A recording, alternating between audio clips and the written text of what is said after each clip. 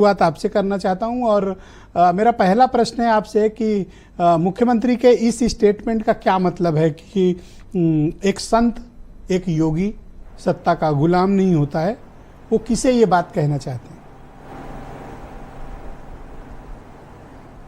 देखिए, जब भी योगी आदित्यनाथ बोलते हैं मुझे लगता है एक ऐसे ओरेटर हैं जो तमाम बातें साफ साफ कहते हैं।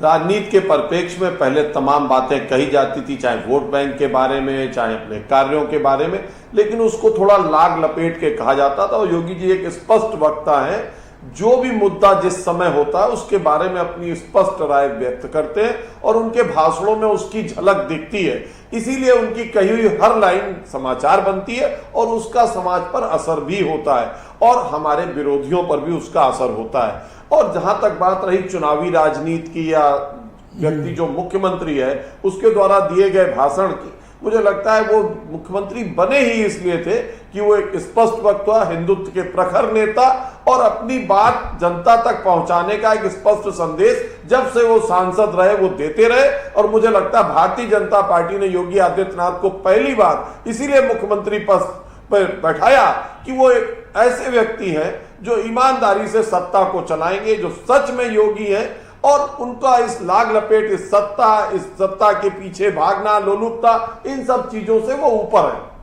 क्या मैं ये मानूं कि हाल ही में जो आपके पार्लियामेंट्री इलेक्शंस हुए थे और उसमें जो बीजेपी की हार हुई थी यूपी की, ये बयान उसी हार की पीड़ा है?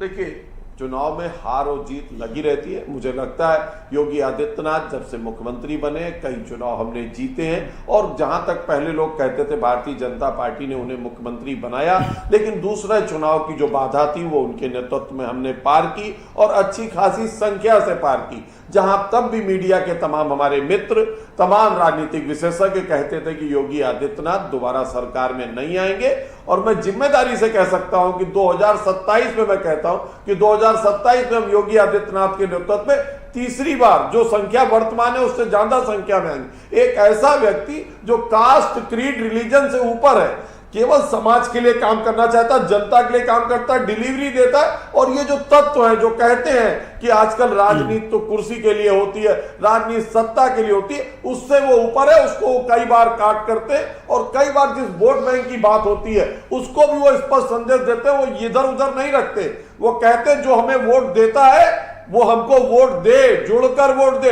और जो वोट नहीं देता है वो भी सामने है जनता के, वो जान ले कि कौन वोट भारतीय जनता पार्टी को रोकने के लिए देता है, वो एक होकर हमें वोट दे। यही बात हम लोग लाग लपेट कह के कहते हैं सामाजिक जीवन में, चैनलों पे बैठ के, वही बात योगी आदित्यनाथ साफ सुथरी तरीके से कहते हैं और मुझे लगता है उनकी डिलीवरी को जनता पसंद करती है।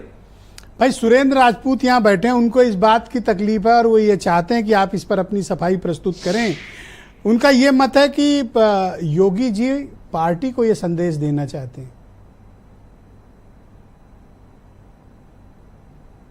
देखिए, मुझे ये सुरेंद्र राजपूत जी किस नजरिए से देखते हैं वो नजरिया हो सकता है, दूसरों की पार्टी में देखने झांकने से पहले अपनी पार्टी में देखना चाहिए। मुझे लगता है कि वो कांग्रेस एक पुरानी पार्टी रही है, तमाम झंझावातों से उबर कर वो किसी सही रास्ते पे चल रहे हैं। पहले अपने मसले सुलझाकर तब भारतीय जनता पार्टी में योगी जैसे नेता पर ध्यान लगाना कोशिश करें। मुझे लगता है सुरेंद्र राजपूत जी एक बहुत प्रखर प्रवक्ता है और वो सोच जो रखते होंगे वो अभी उनके बयान में सामने आएगी। ऑलराइट, शुक्रिया आपका। मैं